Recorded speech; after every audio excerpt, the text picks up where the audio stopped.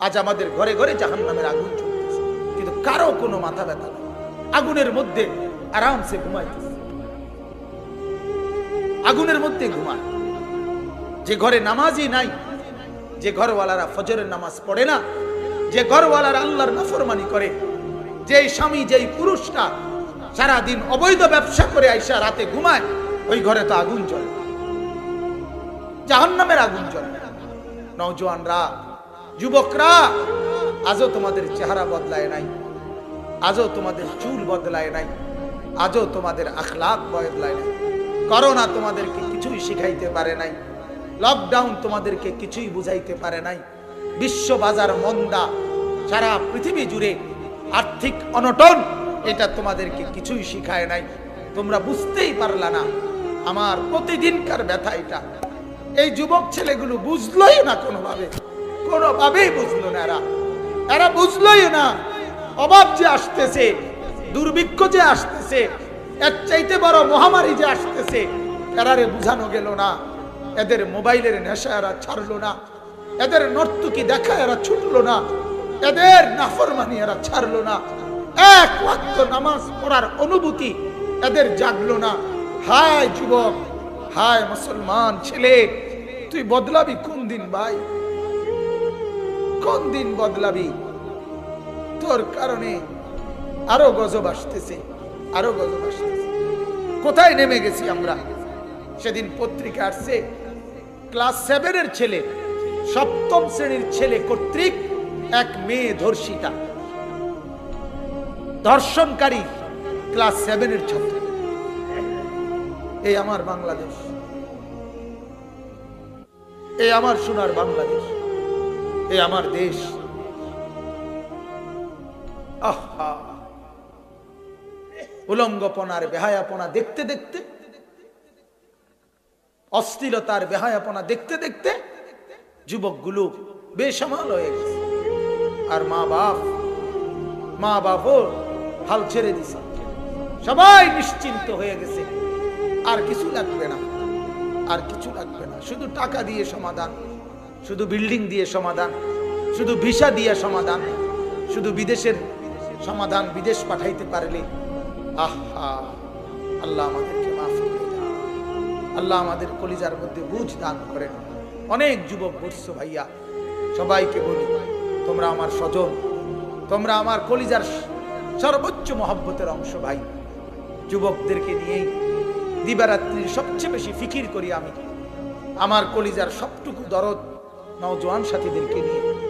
এই নওজোয়ানরা, আমি পরিষ্কার বিশ্বাস করেন, দিনের আলো যেমন দেখা যায়, আমি যেন পরিষ্কার দেখতেছি এই আজকের 20-25 বছরের যুবক ছেলেগুলো, তাদের এই নাফরমানির কারণে তারা তাদের জীবনে মস্ত বড় অভাব তারা জীবনে দেখবে। বিশ্বাস করেন, এই কথা মনে রাখো। তোমরা যারা নামাজ পড়ো না, তোমরা যারা চরিত্রহীনতায় ডুবে আছো, এই তোমাদের বন্ধু আনিসুর রহমান বললাম, মস্ত বড় বিপদ, অভাব তোমরা সহ্য করতে হবে। 60 বছরের মুরব্বীরা চলে যাচ্ছে, 70-80 বছরের বয়স্করা চলে যাইতেছে কবরে। আগামীর সমাজ তোমাদের হাতে, আগামীর বাংলাদেশ তোমাদের হাতে, আগামীর পরিবেশ তোমাদের হাতে। আর তোমরা যদি দিবারাত্রি এক ওয়াক্ত নামাজ না পড়ো, তোমরা যদি একটা সেজদা না করো, তো তোমার হাতে যেই প্রজন্ম আসবে, তোমার বংশে পরবর্তীতে যেই ছেলেটা আসবে, মেয়েটা আসবে, আগামী 10 বছরের মাথায় তুমি বিয়ে করলে তোমারও তো সন্তান হবে, তোমারও তো বাচ্চা হবে। সেই বাচ্চাটা, সেই সন্তানটা কি করবে তুমি বলো? তুমি যদি 12 ঘন্টায় 24 ঘন্টায় 12 ঘন্টা মোবাইলের ছবি দেখো, উলঙ্গ নাচ দেখো, তো তোমার সন্তান কি করবে বাপ? তুমি কও, আমারে বলো বাপ, তোমরা বলো। তোমার উপরে রহম করো, আগামী প্রজন্মকে নিরাপদে বাঁচতে দাও, আগামী সমাজটাকে বাঁচতে দাও। তোমরা তো বাঁচতে দিবা না, যা বুঝা যায়। বেসামাল ছেলে পেলে, বেসামাল, একেবারে বেসামাল। আল্লাহ আমাদেরকে মাফ করে দেন। সবাই আল্লাহকে ভুলে গেছি আমরা, সবাই আখিরাত ভুলে গেছি। লাভ লোকসান পাওয়া না পাওয়া সব দুনিয়া, সব দুনিয়া। এজন্য আমার নওজোয়ান বন্ধুরা, এত শত যুবক দেখে আমি বললাম এই কথা। তোমাদের কাছে আমার অনুরোধ, তুমিও কষ্ট পাবা, আর তোমার হাতে সামনে যে প্রজন্ম আসবে তারাও কষ্ট পাবে। আমি যদি আরো 100 বছর হায়াত পাই, আমাকে তাই বলতে হবে, এ কথাই ঘুরে ঘুরে বলতে হবে, এ কথাই বলতে হবে। আজ যুবকদের, আজ মা বোনদের বেপরদিগি থেকে বাঁচাবার জন্য কারো কাছে কোনো উদ্যোগ নাই, কারো কাছে নওজোয়ানদের জন্য চরিত্র সংশোধনের কারো কোনো ফিকির নাই, কারো কোনো ফিকির। বরঞ্চ সবার ফিকির দুনিয়ার মধ্যে, নেশার মধ্যে কি পরিমাণ ডুবে যায়। সিনেমার নর্তকী সে যখন তার ঘরে তাকে গ্রেফতার করে, তখন পত্রিকায় আসে সেটা তার বসতঘর নাকি মদের আড্ডাখানা, এটা বোঝা যায়। এটা কি মদের আড়ত নাকি তার ঘর, এটা বোঝা যায়। এই পরিমাণ নোংরা এরা হয়ে যায় যুবকের, এরা হয়ে যায় যুবতী নারীর, আমাদের মা বোন মেয়েদের। এরা হলো মডেল, এদের মতো কাপড়, এদের মতো থ্রি পিস, এদের মতো চুলের কাটিং, এদের মতো ওড়নার কাটিং, এদের মতো স্কার্ফ, এদের মতো গহনা, এদের মতো হাঁটা চলার ঢং আমাদের মেয়েরা অনুসরণ করে। যারা এই পরিমাণ নিকৃষ্ট নর্তকী, যে যাদের ঘর আর মদের আড়ত একই কথা। তো এই কথাইটা কেমনে ভাবেন? সুখে থাকবেন কেমনে? আগুনের মধ্যে তো কেউ সুখে থাকে না, আগুন লাগলে তো কেউ সুখে থাকে না। মেষ কাঠির আগুন লাগলেও তো কারো আঙ্গুলে তার আর সুখ থাকে না, সেখানে জাহান্নামের আগুন জ্বালাইয়া সুখে থাকবেন কেমনে? বলেন না, কেমনে সুখে থাকে? জাহান্নামের আগুন জ্বালিয়ে সুখে থাকে কেমনে? এক একটা গুনাহ আগুন কিনা, বলেন, বলেন না আগুন কিনা? ইয়া আইয়ুহাল্লাযীনা আমানু কু আনফুসাকুম ওয়া আহলিকুম নারা। রব্বুল আলামিন বলেন, হে ঈমানদার মুমিন, তোমরা সকলেই তোমাদের নিজেদেরকে বাঁচাও, ওয়া আহলিকুম, তোমাদের পরিবারের সদস্যদেরকেও বাঁচাও, নারান, আগুন থেকে, আগুন থেকে, আগুন থেকে। এখন যদি বলেন আগুন কোথায়, ওই আগুন তো বাজারে নাই, আগুন তো মার্কেটে নাই, আগুন তো বাড়িতে নাই। এজন্যই তাফসীরে কথা স্পষ্ট যে এই আগুন মানে গুনাহ থেকে, গুনাহ থেকে। অতএব এই কথা স্পষ্ট, প্রতিটা গুনাহ এক একটা আগুন, ঠিক কিনা বলেন? প্রতিটা গুনাহ আগুন, গুনাহ আগুন, গুনাহ আগুন। কেমনে বললে বুঝবা যুবক? প্রতিটা গুনাহ আগুন। যতবার নর্তকীর ছবি দেখো, আল্লাহর গজব ততবার পড়ে তোর উপরে। বন্ধুরে, মোবাইলে যত নর্তকীর নাচ দেখো আর ছবি দেখো, যত বেহায়া নারীর ছবি দেখো, আল্লাহর কসম প্রতিটাই গুনাহ, প্রতিটাই আগুন। প্রতিটা নজরে গুনাহ হয়, প্রতিটা কল্পনায় গুনাহ হয়, প্রতিটার চাহনিতে গুনাহ হয়, প্রতিটা কানের শব্দে শুনলে গুনাহ হয়, প্রতিটা মুখে উচ্চারণ করলে গুনাহ হয়, প্রতিটা জেহনের মধ্যে, ব্রেনের মধ্যে কিছু ভাবলে গুনাহ হয়। এক নারীকে দেখলেও গুনাহ, এক নারীর আওয়াজ শুনলেও গুনাহ, এক নারীর কল্পনা করলেও গুনাহ, এক নারীকে নিয়ে ভাবলেও গুনাহ, আর জিনা আর ব্যভিচার করলে সেটা আরো নিকৃষ্ট গুনাহ। আগুন, সেটা আগুন। আগুন জ্বালায় কেউ শান্তিতে থাকে না। আগুন লাগলে কোনো ঘর কেউ শান্তিতে থাকে না। যেই মহল্লায়, যেই বাড়িতে আগুন লাগে, আশপাশের ছোট বড় সবাই অস্থির হয়ে যায়, কেউ আর স্বস্তিতে থাকে না। আগুন লাগলে বসে বসে কেউ চা খায় না, আগুন লাগলে বসে বসে কেউ বিড়ি খায় না, আগুন লাগলে বসে বসে কেউ বুটকুড়ি খায় না, আগুন লাগলে সবাই ছুটাছুটি করে, সবাই ছুটাছুটি। বলেন না? অতএব এইবার আল্লাহ তাআলা যে বলছে, তরজমা শুনেন কি বলে আল্লাহ। ওয়ামিনান নাসি মান ইয়াবুদুল্লাহ আলা হারফিন। আল্লাহ তাআলা বলেন, কিছু মানুষ আছে এমন, মান ইয়াবুদুল্লাহ আলা হারফিন, যারা আল্লাহর ইবাদত করে, তবে ইবাদতটাকে এক পাশে নিয়ে, মানে জীবনের পূর্ণভাবে, জীবনের সব শাখায় আল্লাহর ইবাদত না, আল্লাহর ইবাদতকেও সাথে রাখে, আর বৈশ্বিক দুনিয়া এটাও সাথে রাখে। মনে করেন সপ্তাহের মধ্যে নামাজও রাখছে, আবার নামাজ ছাড়াও রাখছে। এক সপ্তাহটারে বুঝাইয়া নিছে, আল্লাহ শুক্রবার আইলে আমনে, শনিবার রবিবার সোমবার মঙ্গলবার বৃহস্পতিবার আমনের সাথে দেখা হবে না, হ্যাঁ মনে কিছু নিয়েন না, আমার অনেক ঝামেলা আছে। ঠিক না বলেন? ওয়ামিনান নাসি মান ইয়াবুদুল্লাহ আলা হারফিন, হ্যাঁ আল্লাহ বলেন এমন অনেক মানুষ আছে যারা আল্লাহর ইবাদত করে আলা হারফিন, এক পাশে নিয়ে এক পাশে, অর্থাৎ মাঝে মধ্যে 2-4-50 টাকা যাকাত আর দান সদকা করে, কিন্তু বছর শেষে গুনে হিসাব করে যাকাত দিতে বললে সেটা দেয় না। অর্থাৎ সবকিছুকে একটু একটু ফাঁসে রাখে আর অগণিত বিষয়কে পরিত্যাগ করে। আল্লাহ বলেন আবার এর উপরে এই মানুষগুলোর বদভ্যাস হলো যে দূর করে এদুর দিয়াও ফাইন আসাবাহু খায়রুন ইতমাআন্না বিহি, যে দূর আল্লাহর জন্য করে এদুরের ক্ষেত্রে যদি কল্যাণ পায়, সুখ পায়, তাইলে খুশি হয়, হ্যাঁ না ঠিক আছে সামনে আরো কিছু করুন। আর যদি ওয়াইন আসাবাতহু ফিতনাতুন ইনকালাবা আলা ওয়াজহিহি, আর যদি কোনো মুসিবত আসে কয় না দিয়া চাইছি, নামাজ পড়ে চাইছি, আল্লাহরে ডাইকা চাইছি, টিয়াও দিয়া চাইছি, হুদা যেই কোয়াল হে মাতা, কথা বোঝেন না? ইনকালাবা আলা ওয়াজহিহি, সে তার চেহারাকে উল্টায় ফেলে, অর্থাৎ আল্লাহ থেকে বিমুখ হয়ে যায়, আল্লাহ থেকে নারাজ হয়ে যায়। সুখে থাকলে আল্লাহ আসি, দুঃখের একটু কিছু দেখলে আল্লাহকে ভুলে যায়।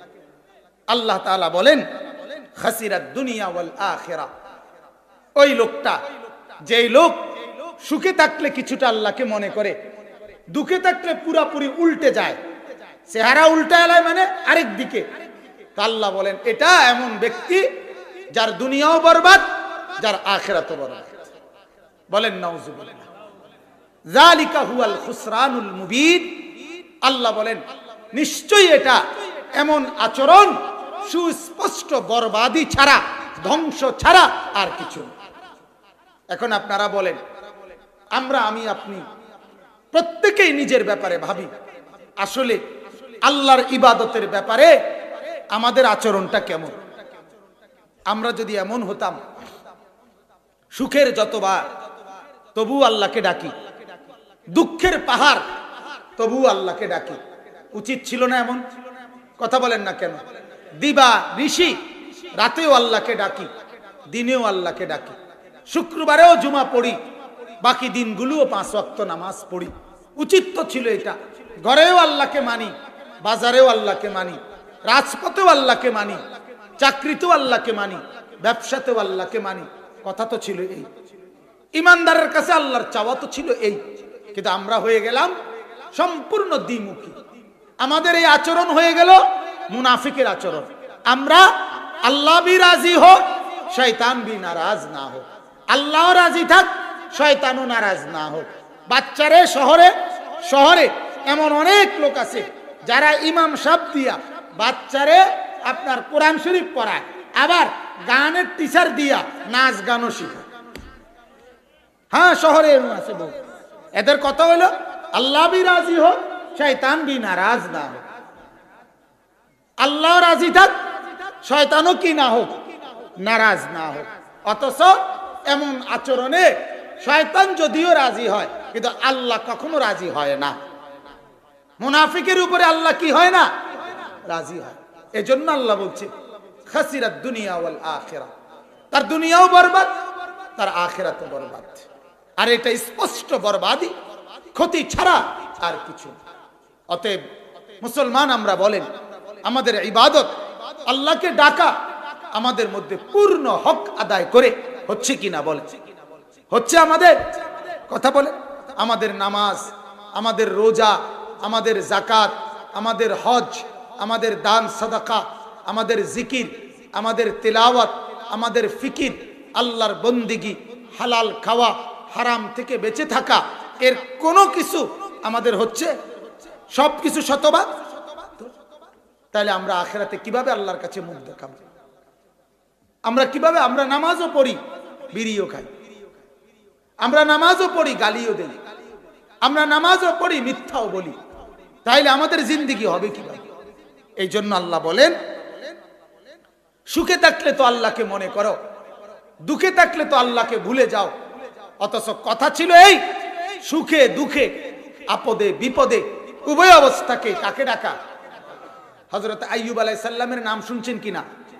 এবং উনি যে লম্বা সময় অসুস্থ ছিলেন এটা জানেন কিনা? প্রথম 70 বছর, কথাটা অল্প কথায় বুঝেন, 70 বছর উনি ছিলেন সুখে, ওনার কোনো মুসিবত ছিল না। আল্লাহ ওনাকে এই পরিমাণ সম্পদ দিছে, তাফসিরে আছে হযরতে আইয়ুবকে উনি যখন আকাশের দিকে তাকাইতেন তো বৃষ্টির পানি যেভাবে জুরজুরাইয়া পড়ে, স্বর্ণ রৌপ্যের টুকরা ওনার সামনে বৃষ্টির পানির ফোঁটার মতো এইভাবে পড়তো। এটা তাফসিরে আছে। উনি এগুলারে কুড়াইয়া ওরাত কইরা নিয়ে আসতেন, যখনই পড়তো তখনই আনতেন, যখনই পড়তো তখনই আনতেন। তো আল্লাহ পাক একদিন বলছে, আইয়ুব কি শেষ হয় না? মানে তোমার চাহিদা অথবা প্রয়োজন শেষ হয় না? ফালাইলে ফালাইয়ারি, এলা কি প্রত্যেকবারে নিজ্ঞ ভাই? হযরত আইয়ুব আলাইহিস সালাম তখন আল্লাহকে বলছে, রব্বুল আলামিন, আপনি শুধু বলেন, এত কিছু পাওয়ার পরেও, এত মাল আর দৌলত পাওয়ার পরেও আমি আপনার নাফরমানি করছি কিনা কোনোদিন, আপনার নাশকরি করছি কিনা কোনোদিন বলেন। আমি তো যতই আপনি আমাকে দিছেন আমি তো আপনার শুকর আদায় করছি।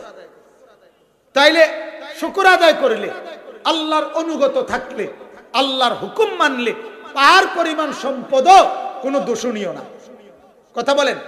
আর যদি আল্লাহর বিধান না মানে, নাশকরি করে, তাইলে একেবারে দিন মজুরার মাড়ি কাটেন, কিন্তু এরপরেও আল্লাহর নাফরমানি করলে তুমিও দুনিয়া লোভী, তুমিও কি, যদিও সম্পদ কম, যদিও আজকে আমি এই মাগরিবের পরে ওই যে কুটি চমুনি ওইখানে একটা ব্রিক ফিল্ড নতুন আগুন দিছে আজকে, ওইটা আমি আমার হাতে দেওয়া হইছে, তারা দোয়া করছি, ওইখানে গেছিলাম আমি, আমার পরিচিত মানুষ, ওনারা অনেক শ্রমিক দেখলাম, প্রায় 50-60 জন শ্রমিক একত্রে দাঁড়াইছে। এরা এই ব্রিক ফিল্ডে কাজ করে আর কি।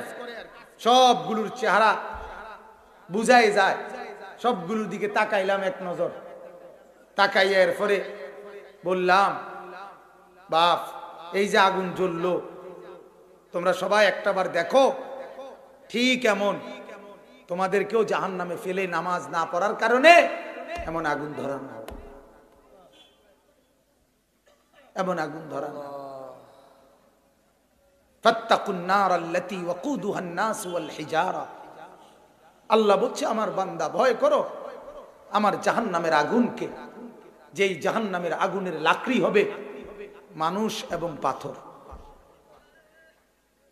মানুষ এবং পাথর। দুনিয়ার আগুনে লাকড়ি দিলে যেমন আগুন উথলে ওঠে, জাহান্নামের আগুনের মধ্যে মানুষ ফেললে আরো বেশি উথলে উঠবে। কোরআনুল কারীমের মধ্যে আছে, এক জান্নাতি তার দুনিয়ার এক নাফরমান বন্ধু, সেই বন্ধুর ব্যাপারে জান্নাতি তার বাকি জান্নাতি বন্ধুদের কাছে বলবে, দুনিয়াতে আমার একটা বন্ধু ছিল যে আমারে সবসময় আখিরাত ভুলাইতে চাইতো, যে আমারে সবসময় বলতো, দোস্ত এগুলো হবে না, আইদা মিতনা ওয়া কুননা তুরাবান ওয়া ইযামান ইন্না লামাদিনুন। আরে দোস্ত, আমরা মরবো, মাটি হব, হাড্ডি হয়ে যাব, গুড়া গুড়া হয়ে যাব, আবার উঠবো, হাসরের মাঠ হবে, ফুলসিরাত পার হবে, এরপরে জান্নাত যাবে। হুদা কথাই রি বেটা, কোন দিনকার কতশো বছর পরের কথা কি লইয়া বইয়া রইছ তুই বেটা, ধরে বেটা, কথা বুঝছেন? কয় এটা বলতো, হ্যাঁ নগদ দুনিয়া, নগদ দুনিয়া, মোবাইল লাড়া দিলেই নর্তকী দেখা যায়, এক টানে একটা টান দিলে বড় মোবাইল, হাজার উলঙ্গ ছবি দেখা যায়। নগদ দুনিয়া ভোগ করো, নগদ দুনিয়ার তামসা করো, নগদ দুনিয়া উপভোগ করো, আখিরাত ভুলে যাও। এই বন্ধু বলতো তখন, ওই জান্নাতি যখন এই কথা তার বন্ধুদেরকে বলবে, তখন ওই বন্ধুদের, এই জান্নাতিকে আল্লাহ তাআলা তখন বলবে, আল্লাহ বলবে, হাল আনতুম মুত্তালিউন, ওই দোস্তের পরিণতি কি এখন দেখবা? তারে দেখবানি এখন? আহা, জান্নাতি তখন বলবে, হ্যাঁ রব্বুল আলামিন, দেখতে চাই আমার সেই সাথীটাকে, যে আমারে দুনিয়ায় আখিরাত ভুলাই দিত, যে আমারে দুনিয়ায় কবর ভুলাইতো, যে আমারে দুনিয়ায় গুনাতে ডুবাইতে চাইতো। ফাত্তালা ফারাআহু ফি সাওয়াইল জাহিম, আল্লাহ বলে এই জান্নাতি যখন এভাবে তাকাবে, জাহান্নামের মধ্যে দেখবে তার সেই বন্ধুটা জাহান্নামের মাঝ বরাবর আগুনের মধ্যে উথলাইয়া উঠতেছে, জাহান্নামের আগুনের মধ্যে টকবক করতেছে। তখন তাফসীরে আছে, এই জান্নাতি তখন নিজের জান্নাতে চেয়ারের মধ্যে বসা অবস্থা থেকে লাফ দিয়ে উঠবে আর চিৎকার করে দিয়ে বলবে, তাল্লাহি ইন কিত্তা লাতুরদিন, আল্লাহর কসম দোস্ত, তুই তো আমারও বরবাদ করে দিছিলি, তুই তো আমারও বরবাদ করে দিছিলি, তো আমারও শেষ করে দিছিলি। আহা, যদি আমার আল্লাহর দয়া না হতো, আমিও তো তোর ফান্দে পড়ে শেষ হয়ে যাইতাম। বহু যুবককে শেষ করে দিছে এই তার সঙ্গী বন্ধুগুলা। এ মদ চিনত না, ওই শয়তান তারে মদ চিনাইছে, তার বন্ধু। এ নেশা চিনত না, এ ফেন্সিডিল চিনত না, এ মদ গাজা চিনত না, এ নর্তকী চিনত না, এ কোন মেয়ের সাথে কি প্রেম করে এটা জানতো না। ওই অসভ্য জানোয়ারে তারে শিখাইছে। তার এই মন্দ অভ্যাসে, ওই যে বিড়ি খানার ব্যাপারে নাকি কথা, এটা বিড়ি কেউ নিজে নিজে শুরু করে না, কোন না কোন বিড়িখোর তারে বিড়ি খানা শিখায় দেয়। কথা বুঝছেন না? শুনছি আমি এটা। আরেকজন, আরে বেটা তুই কি আর খাইবি নি সবসময়, তো জিনিসটার অভিজ্ঞতাও তো দরকার, এটা জানা রাখাও তো দরকার, এজন্য একটা টান দিয়ে রাখ জিনিসটা, যাতে ফেরেশতা ফিডের সময় জিঙ্গাইলে কইতে আরস না, ঠিক আছে ফিডেন, আমি ফিডের উপযুক্ত হই। আল্লাহ মাফ করে দেন। অতএব আমরা এটা ফিকির করা উচিত, আমরা এটা ফিকির করা উচিত যে আমরা তো আইয়ুব আলাইহিস সালাম কথা বললাম। আইয়ুব আলাইহিস সালাম বললেন, আল্লাহ আপনার নাশুকরি তো করি নাই। কথা বুঝছেন না? এরপরে 12 বছর কিংবা 18 বছর একটানা আইয়ুব নবী চূড়ান্ত পর্যায়ের বিপদ, কষ্ট, রোগে ভুগছে কিনা, এই 12 বছর কিংবা 18 বছর আইয়ুব আলাইহিস সালাম দিবানিশি ওই 70 বছরের মতো এই 18 বছর আল্লাহকে সমান তালে ডাকছে। এটাই আমি বলতে চাই। তাফসীরের মধ্যে আছে, আইয়ুব আলাইহিস সালামের বিবি রহিমা একদিন ভীষণ কাঁদতেছিলেন। আইয়ুব আলাইহিস সালাম বলছে, কাঁদতেছো কেন? বলতেছে, হায় স্বামী, আপনার শরীরের এই রোগ আজ কতদিন হয়ে গেল, এখনো ভালো হচ্ছে না, এই জন্য মনের কষ্টে কাঁদতেছি। হযরত আইয়ুব আলাইহিস সালাম তখন বিবি রহিমাকে বলছে, বিবি বলো না আমি সুখে ছিলাম কতদিন? বলছে 70 বছর। বলছে আজ আমি অসুস্থ কত বছর? বলছে 12 বছর। তাইলে কেমনে আল্লাহর বিরুদ্ধে অভিযোগ করলা? কেমনে অভিযোগ করলা? 70 বছর সুখের সমান। যদি 70 বছর রোগে ভুগতাম, এরপরে যদি কিছু বলতা, তাইলেও তো একটা যুক্তি ছিল। 70 বছরের সুখের মোকাবেলায় 12 বছরের বিপদে অধৈর্য হয়ে গেলা, অধৈর্য হয়ে গেলা কেন বললা? এরকম ছিল বিপদের মুহূর্তে আল্লাহর প্রতি আস্থা। এরপরে তাফসীরে আছে 12 বছর বা 18 বছর পরে আইয়ুব আলাইহিস সালাম যখন সুস্থ হয়েছে, ভালো হয়ে গেছে, তখন একদিন উনি জিজ্ঞেস করছে আল্লাহকে, আল্লাহ এই 12টা বছর আমারে কষ্টে রাইখা রোগের আইকা আপনার কি লাভ হইছে কদ্দুর যদি কইতেন, আসলে আপনি কি পাইছেন বা কি কারণে আপনি এটা করলেন। আমার আইয়ুব আলাইহিস সালাম এই কথার জবাবে আল্লাহ পাক রব্বুল আলামিন বললেন, আশ্চর্য কথা, আল্লাহ তাআলা বললেন, আইয়ুব 70 বছর যখন সুখে ছিলা তখনও তুমি আমাকে ডাকছিলা, আমার কোনো অভিযোগ নাই, আমি রাগ করে তোমার রোগ দেই নাই, কিন্তু আজ 12 বছর রোগের মধ্যেও তুমি আমারে ডাকছো, সেই 70 বছরের ডাকও আমি শুনছি, আজ 12 বছরের ডাকও শুনছি।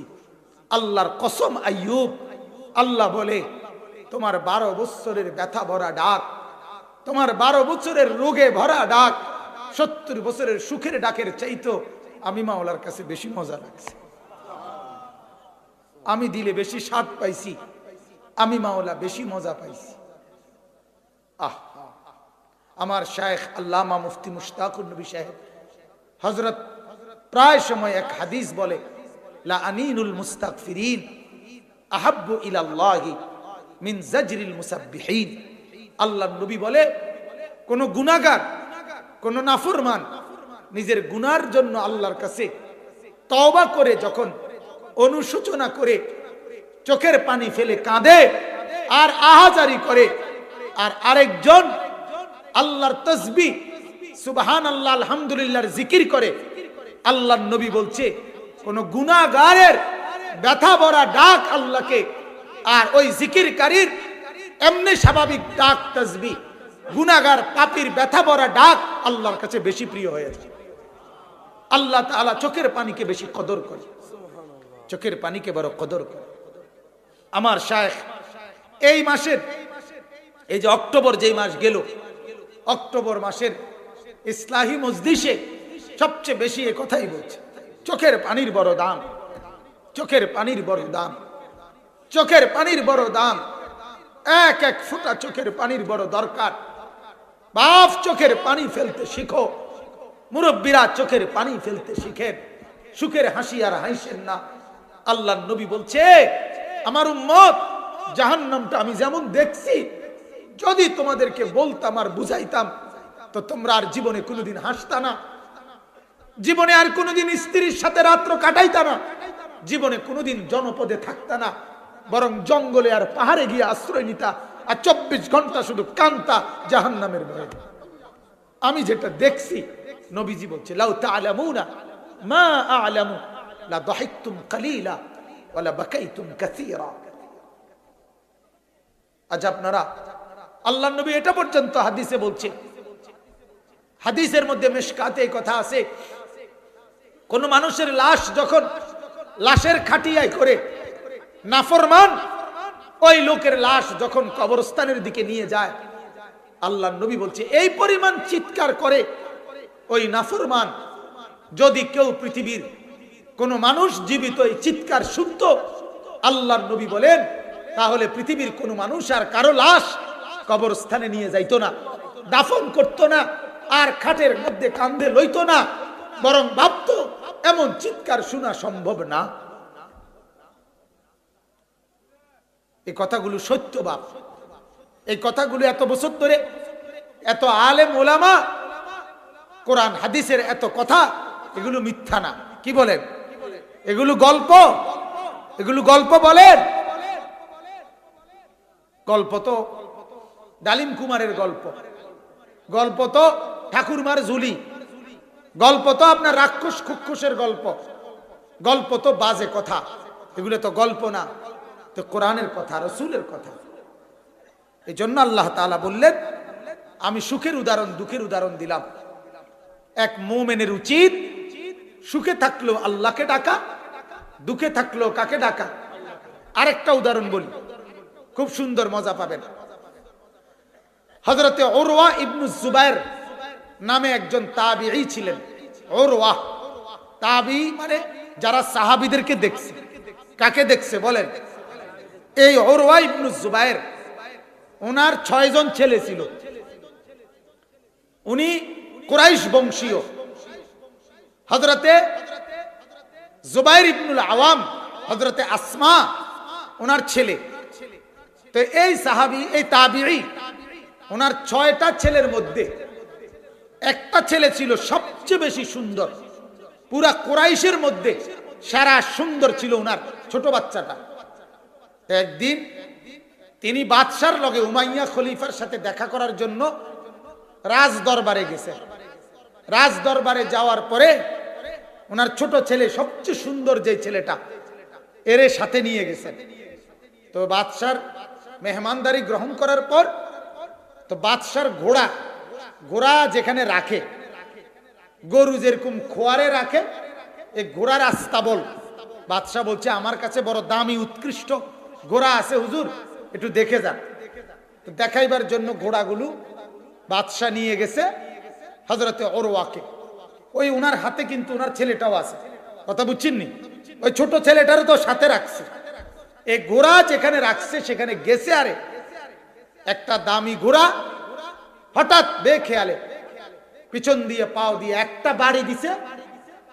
পাও ওই ছোট বাচ্চাটা বাড়ির সাথে সাথে উপরে পড়ে আরো ঘোড়াদের মধ্যে মিশে বাড়ি খাইয়া এই জায়গার মধ্যে এই বাচ্চাটা ওনার মৃত্যুবরণ করছে।